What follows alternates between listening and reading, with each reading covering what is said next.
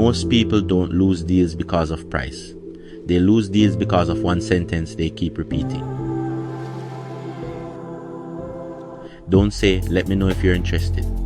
Say instead, would you like to move forward today or tomorrow? Direction builds confidence. Don't say, what's your budget? Say instead, what range were you planning for this? Sounds respectful, not pushy. Don't say, this is the price.